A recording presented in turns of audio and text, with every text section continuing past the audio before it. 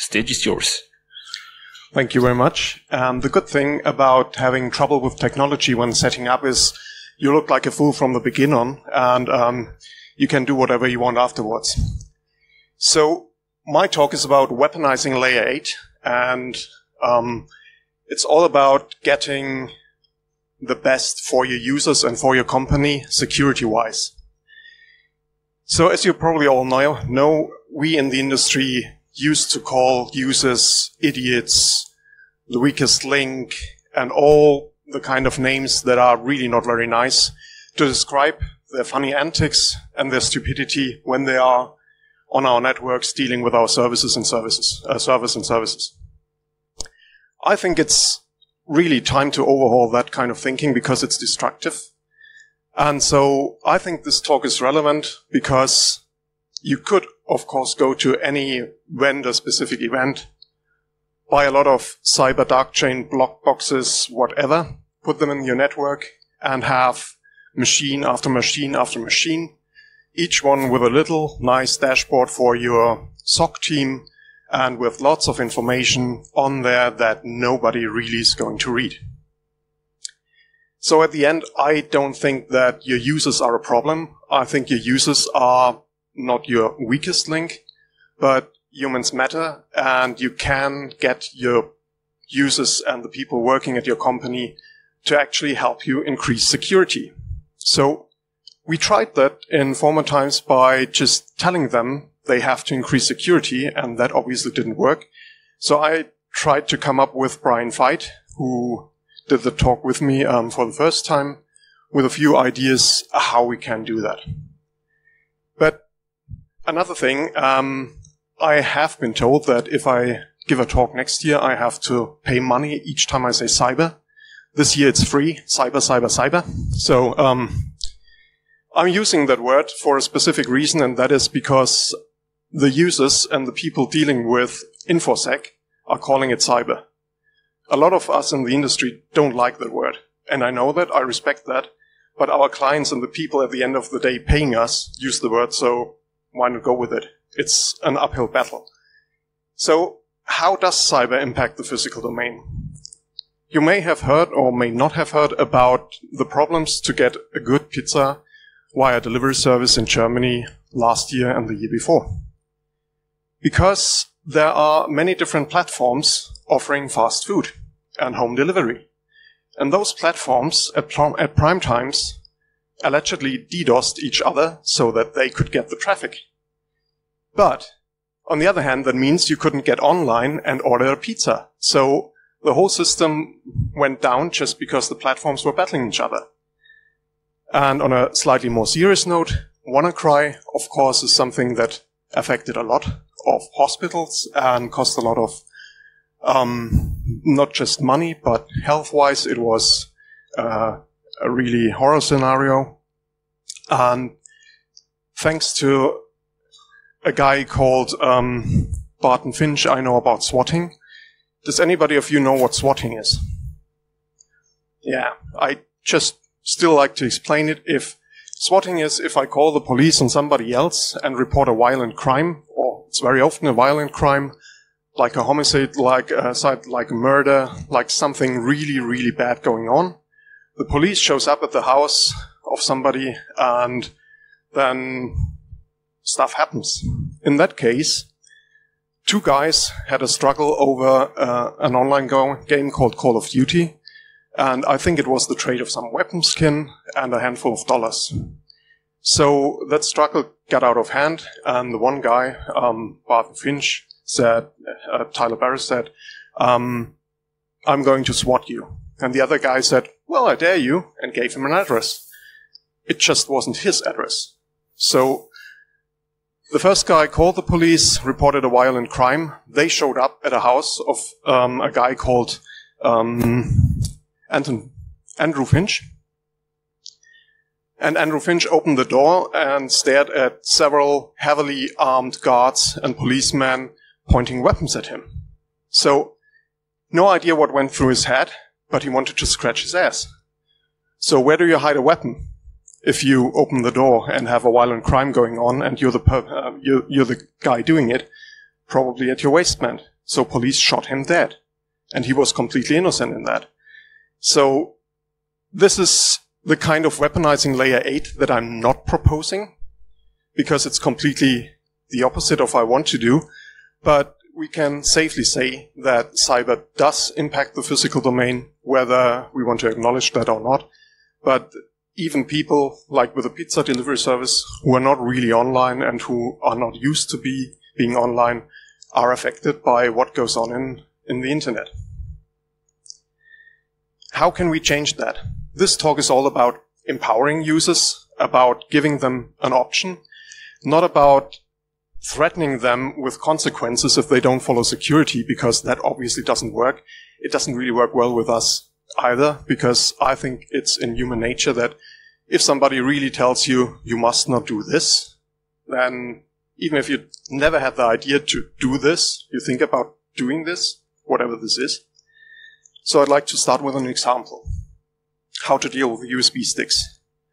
You probably all are familiar with the cliché that a pen tester who wants to break into a company just leaves a few USB sticks, thumb drives lying around with malware, and employees put them into the network and open a backdoor for you. It's not just a cliché. I think it works, and there were studies by the University of Minnesota and others where they found out that approximately half of the sticks have been put in that have been found. How do you get people to plug a USB stick in? You appeal to different emotions. For example, if it's not just the stick, but the stick with a pair of keys and a nice little teddy bear, and the stick maybe is in pink, one of your coworkers might think, hey, that could belong to a colleague. Let's plug it in and see who it is. Maybe there's a photo on there or something like that, so that I can return it. Or you appeal to greed. You just label the stick Bitcoin wallet. Or you appeal to curiosity by saying, these are our finances for the current year. Something like that. People will plug it in somewhere. And to be honest, and I don't need a show of hands here, if you found a USB stick that looks suspicious, so you would hand it over and you wouldn't be interested what's on there and try to analyze it? We are plugging in USB sticks that we find. So how do we expect our users not to?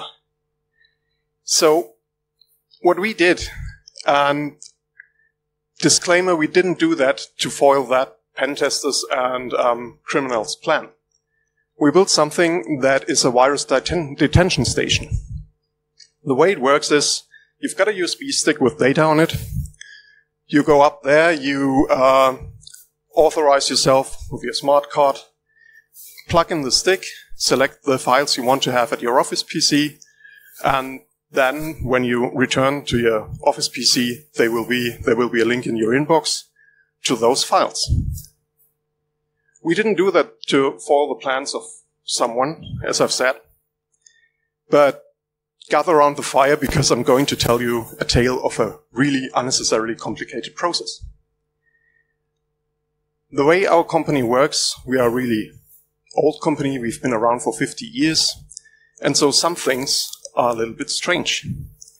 And if you had something like a presentation like this one, and you wanted to work on it, and I brought my USB stick into the office, I wouldn't be able to use it.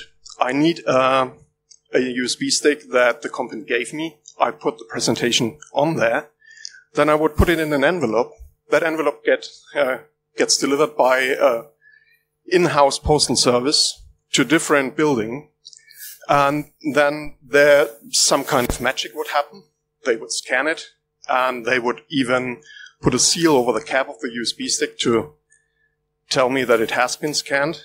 And then it went back via the internal postal services to my desk.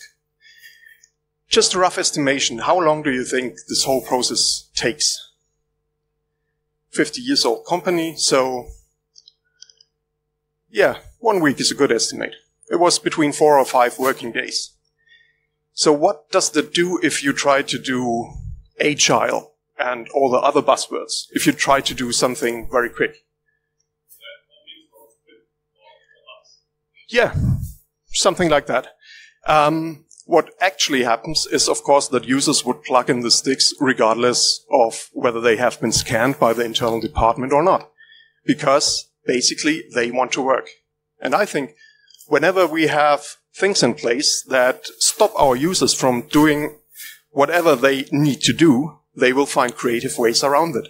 So we found out that with a virus detention station, this is something where somebody can even bring their private sticks because it doesn't matter, or a stick they found at the parking lot because, again, it doesn't matter, plug them in, and those files are... The detention station is in a part of the network that is far, far away from the office network. So on the way to the office network, those files get hashed, get scanned, and all kinds of security happens before you get the link to the files in the inbox.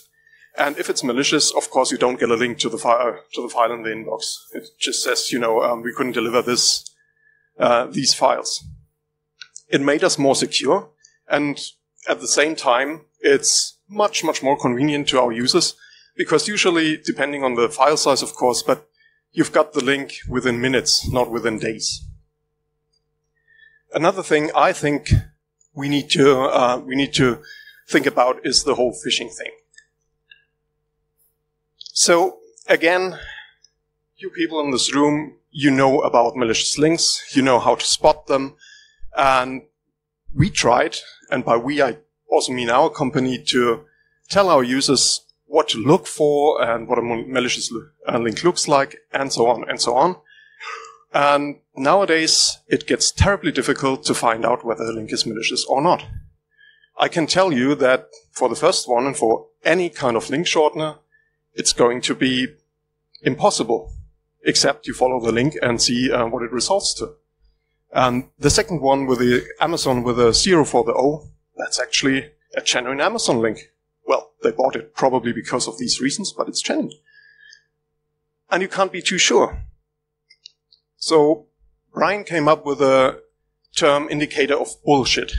And I think it's a very good method that we can teach our users, that we don't really teach them how to spot links, but we teach them to look for indicators of bullshit. And if there's at least 1, 2, or 3 of them in an email, they can safely discard it.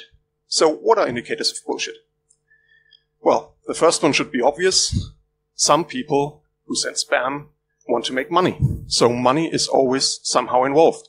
Whether it's the Nigerian prince who really, really wants to give you a few millions, or anything else, money is always some kind of thing.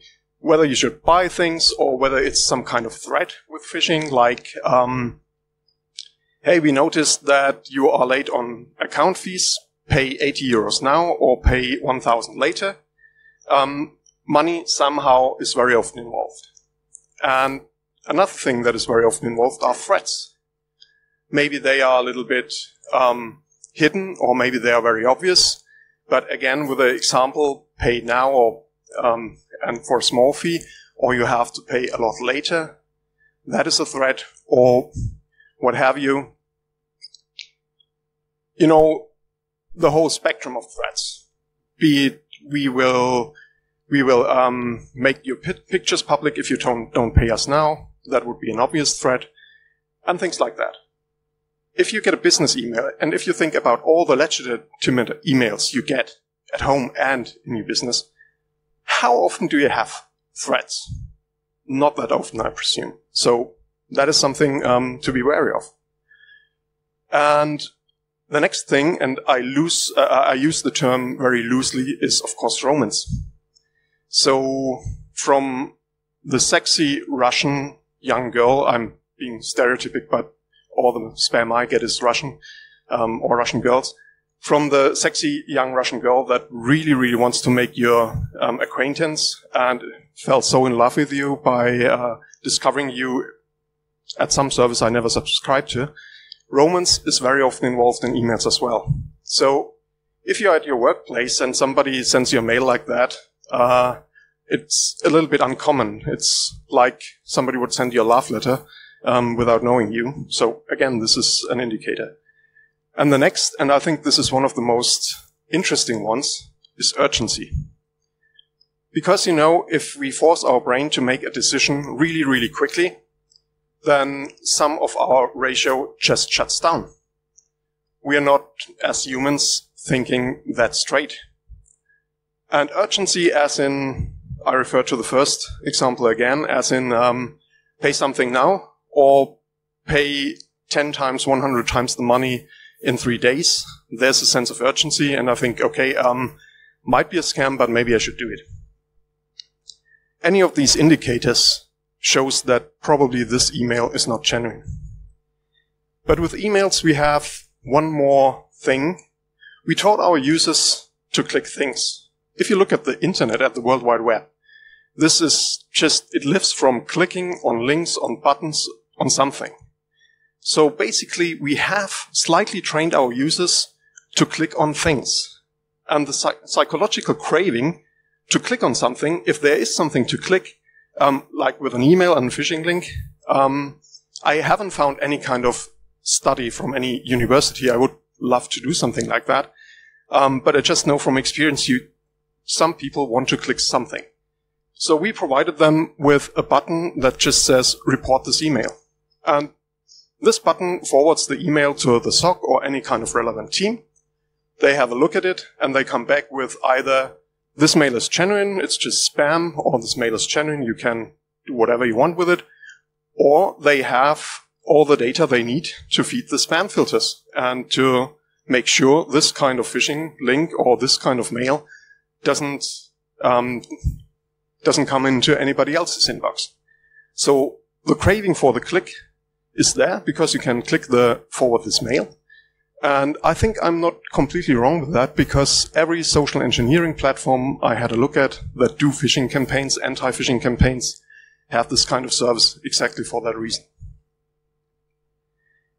And then, of course, we can not only weaponize our users, why not weaponize the attackers as well? Why not try reverse social engineering with those guys who really deserve it? Have you heard about CEO fraud? Generally. So, CEO fraud is nothing technical. It's just an attempt to embezzle a lot of money from your company, and it works like that.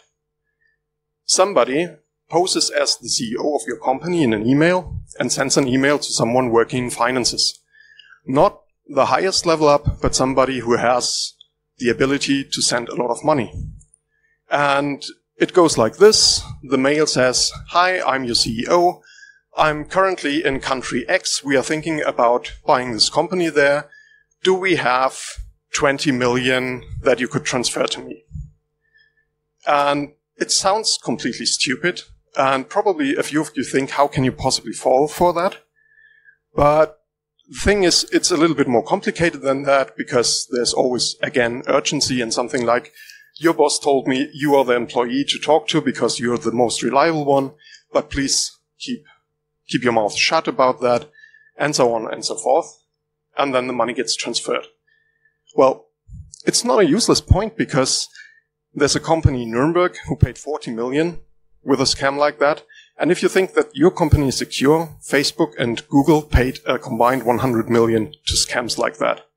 So these happen. These are not that technical. But how do you protect against that?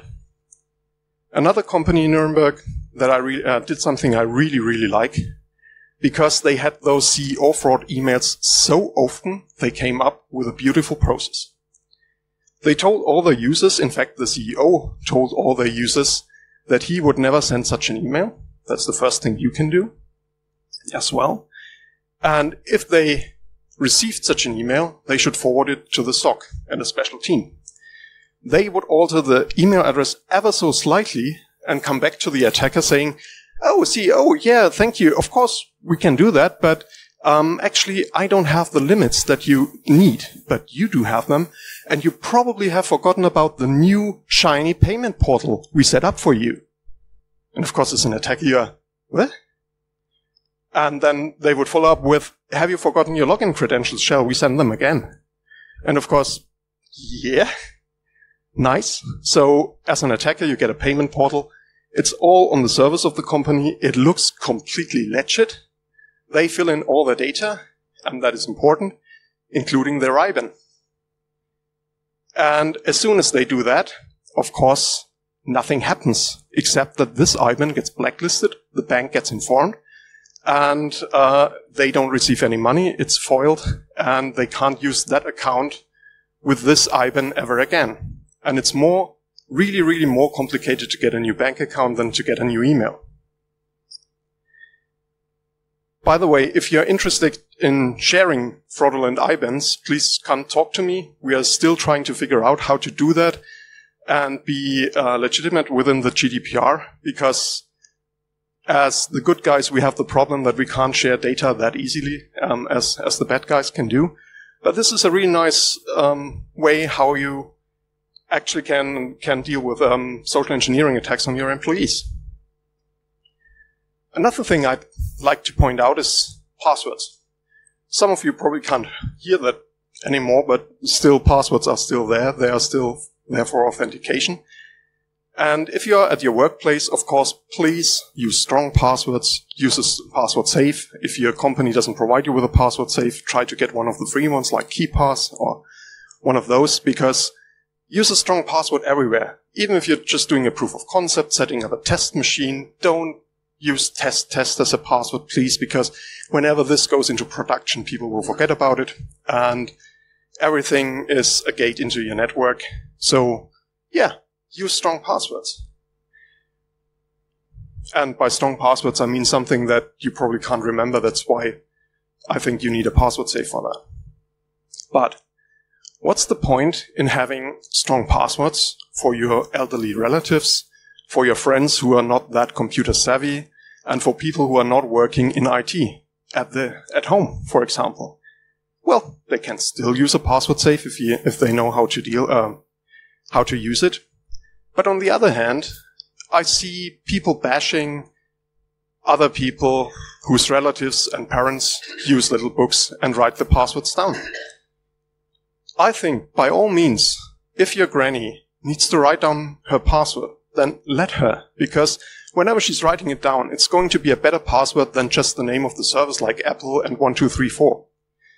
And why I'm saying that? The thing is, you have to consider threat vectors. If there's a burglar breaking and entering into your granny's house, he's not at all interested in her Facebook account. He or she, whoever broke in, wants to have the valuables and wants to have money, wants to have the jewelry. They won't steal the password book because it's a different kind of attack.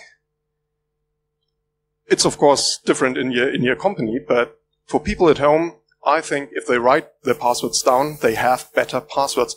And please, please, if you know developers who don't let people paste passwords in password fields, please show them to some dark corner, tar them and feather them. And of course, thank you. And of course, you can use two-factor authentication. Again, some people say, oh, that's broken as well. But it's a good model. If you want to, use it. It's better than not having two-factor authentication, of course. Again, for your relatives, it might be a little bit more difficult. And at the end of the day, we in security very, very, very often try to come up with a solution that fits everybody. One size fits all. And I don't think we have that. And if you think your granny needs a better protection than the President of the United States, then maybe you're a little bit too paranoid. I don't know. I mean, I can't believe I'm here on stage defending Trump, but again, you get the gist of that. And I don't know how I'm with the 30 minutes here. I'm nearly there. One of my last points is awareness training. Probably if your company is large enough, you have to suffer through that. And it really depends on the company whether this is anything interesting or not. And please make awareness training interesting. Because, you know, if you're sitting somewhere and you have to listen to a guy rambling on about stuff like you do just now, if it interests you, it's probably going to stick in your mind. If it doesn't interest you at all, then you will have forgotten it by next Tuesday. Avoid fear, uncertainty, and doubt. These are my main... this is what I really like to avoid, because I see that so very often that we try to sell security by spreading FUD. And it never helps, because forcing somebody to do something and using fear as the main motivator might work once, it will not work the second time because people are not that stupid. And funnily enough, if you treat your users as adults, it's much easier to talk to them than just pointing the finger at them and spreading FUD. Multiple choice clickfests, I probably don't need to tell you that, but they are completely useless, in my opinion, because you just learn the answers. The answers very often are not right, but you know which answer they want to hear, so you just tick that box there. And that all doesn't work. So what we started doing is we engaged our users. We had various formats, very open formats where you can just talk about security and where attendance is voluntary. So you could come up, you could listen to somebody talking about security, and the security issues was never talking down to the users. It was, how can you stay safe when you're at home? What can you do? Why are antivirus engines still relevant for you at home? Whatever. And it works really well, especially if you use multiple channels. We have a blog, or several blogs actually, where we're talking about security stuff. And with blogs, you know, if you're interested, you can read it, but you don't have to. And you can read it whenever you want to, and you don't have to be there at Wednesday at 10 or something like that. And we've got several open office structures where we do those talks, and you can just go there and listen to it, and if you don't like it, you can just leave, and nobody will notice. So we're not quite there yet that we do not have the multiple choice clickfests. They are still being done by internal security. We're trying to get away from that, but so far we have both. But judging from the feedback, our method of teaching security is more approved by the users than the traditional method. And again, if you do something after hours and out of office hours, just be so nice and provide at least drinks or a little bit of snacks or food. People will stick around much longer. And the last point I think I have is, I think you really need to find the right language. This is a tweet from this year's DEF CON. I blocked out the name because, well, it was an open tweet and it was public, but still. Somebody posted during DEF CON that he would rather attack Black Hat attendees than DEF CON attendees. What do you think happened after the tweet went live? They called the police and they kicked him out. That was before talking to DEF CON organizers, it was the hotel. So if you consider that last year on 1st of October, sorry that I walked into the picture, I had to read that, a shooter managed to kill, I think, over 50 people and injured 800 or more people, then this kind of tweet at a Las Vegas conference hotel is not the right language. Because he was not talking about shooting people, of course. But outside of our industry, this is not known. So, of course, they would be down heavily on him. He was able to reattend the conference, I think, but of course it cost him a lot of problems. Yeah, and so my conclusion is, again, don't really buy a lot of more boxes. You probably have all the boxes in your network that you need to do a proper job, at least if your company has been around for a bit. But try to educate your users. They might be seen as the weakest link, but on the other hand, I don't think they are. And with a little bit of education, you can make them to your best defense. Be it a social engineering attack or anything else. If they notice something that is suspicious to them, they might report it to you. If they feel that it's better for the overall safety for the company, and if they can do that without fear of looking dumb or without the fear of retribution because they did something wrong. So, there are some links in the slides, and I will provide you the slides later on. And thanks for listening. Thanks for having me at BSides. And since it's the end of the talk and you stayed until now I feel good with talking a little bit about myself. I work for a company called Dativ. We are a software manufacturing company, mostly in Germany. Outside Germany, we are not really well known. We are about 7,000 people working there, writing software for tax consultants and tax accountants. And I'm part of the internet security team. Thank you very much.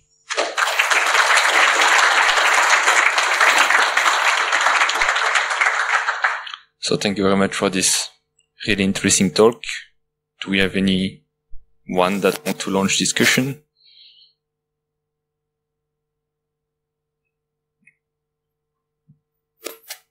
I have only one mic, so. Hi. You can actually share IBANs on MISP platform and limit it to only financial sector. So I think that's the best way to be GDPR compliant. So because if you share it just with financial sector, it's basically for making the business work. So that should be okay. Thank you very much. It's not a technical problem with the sharing. We thought about exactly that kind of platform. The problem we are facing, it kind of fits in what Klaus said about GDPR. Our internal lawyers say that this IBAN might be PII. And so we would have to ask the bad guy whether he feels comfortable of that information being shared.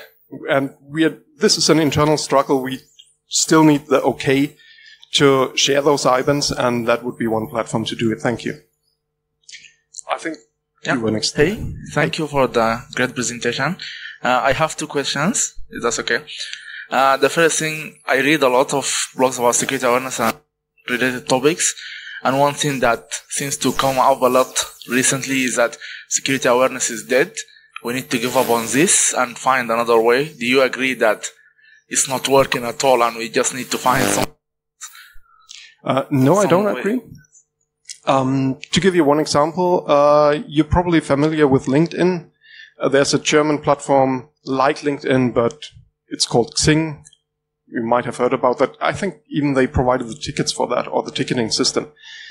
And there was one account saying, hey, I'm a software specialist at Dativ, and he connected to a lot of people. And we don't know whether this was in preparation for a social engineering attack on us or one of our clients.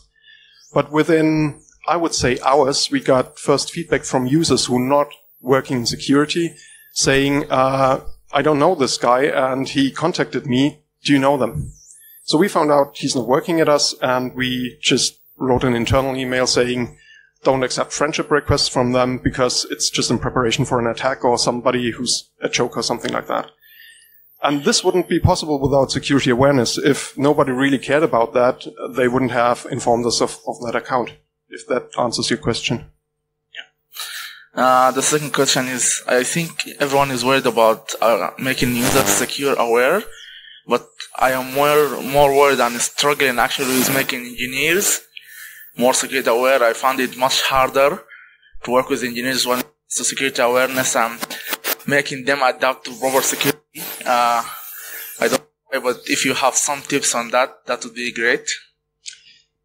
Yeah, I think if you've got somebody who doesn't really work in security at all, they are more open to suggestions. If you have people who think they know it better, it's a little bit more difficult. But very often in discussions, you can come to a certain level of agreement. Because, for example, I don't expect all the people I talk to come up with the same opinions as I have. There might be people violently debating the password thing, for example, with the book lying at home and things like that. And again, there's this one security, one size doesn't fit all. With engineers, very often, if you talk to them, you find out that the reason why they are blocking something is not because they think it's bad, but because it causes them pain in some kind of other process. So you have to carefully see where the real reason is, why they are blocking something or why they really hate antivirus or whatever, and try to find a way to cope with that.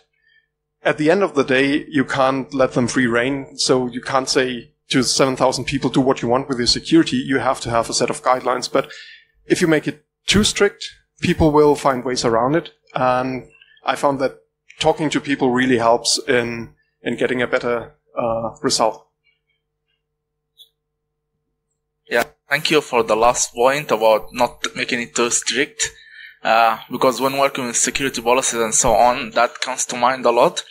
And the thing is, why it's so hard with engineers, because they can always find ways around the controls or the security policies that we usually put in place, and they can just evade it. So That's why it's a bit much harder with them, and I can't find an answer to which level you need to put your security policy on, if you put it too mild or too strict in the middle. So yeah, I think that's a continuous fight that will never end. I agree, and there's no good answer for that, because that again would be some one-size-fits-all answer. Thank you. I have a small comment. While I do in general agree that FUD is bad, and you should definitely not FUD your colleagues and in security awareness, tell them the truth, InfoSec is a politic game. And as you probably all are aware, global politic institutions have agendas.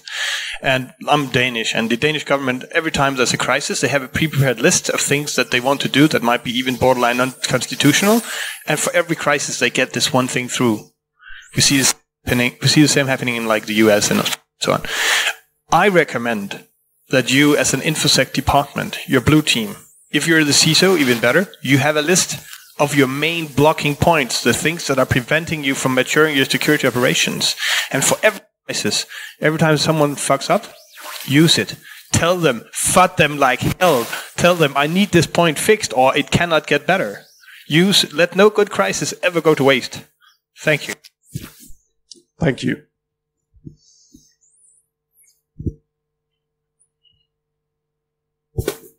I like the idea of blacklisting IBANs.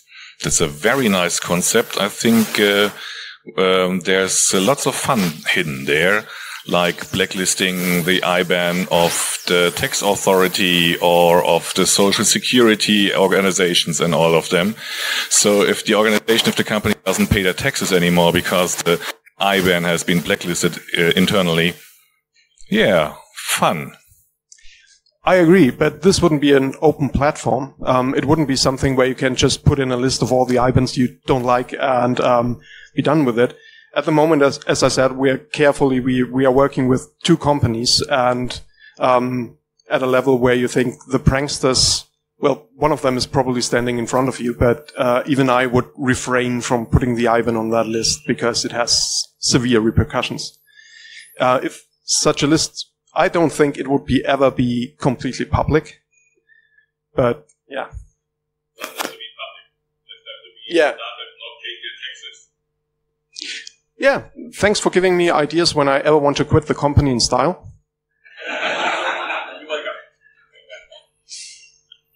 Okay, I wanted to come back to more the user awareness point of view, and so because I'm also trying and working a lot in this sector, and what I always say is that the user is not the weakest link; it's your last resort.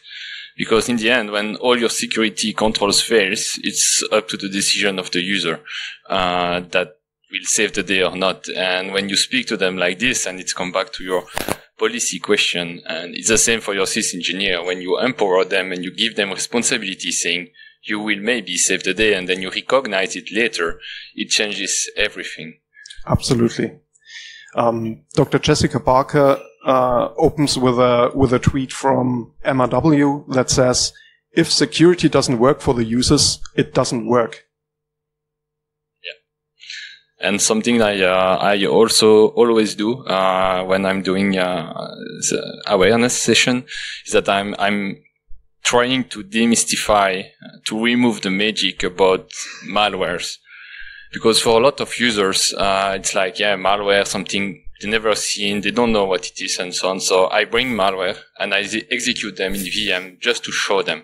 Because we had cases where basically users thought, yeah, I knew it was phishing, I knew it, but I just wanted to see what is going to happen. So trust me, that happens. And yeah, I can understand that. So yeah, I'm always trying to show them it's easy. There's nothing to see. Just so that they have seen it once. Okay, now they know it, and yeah, they will not do it again. Yeah, I think it's a very good point, because if you take away the mystification of stuff, then you just make it real, and people see, well, yeah, it's just malware. It's just doing this and that. It's not that fear and uncertainty in the background that it might do stuff that is nearly impossible. I'm not saying that a lot of the things that users attribute to malware are impossible, but again, you have to think about who you are and who would spend a lot of resources to get your personal data. If it's easier to buy a screwdriver and ram it into your knee to get the information out of you, then people will do that if that information is that valuable. And this is something to bear in mind as well. Any more questions? Okay, so thank you very much. Thank you.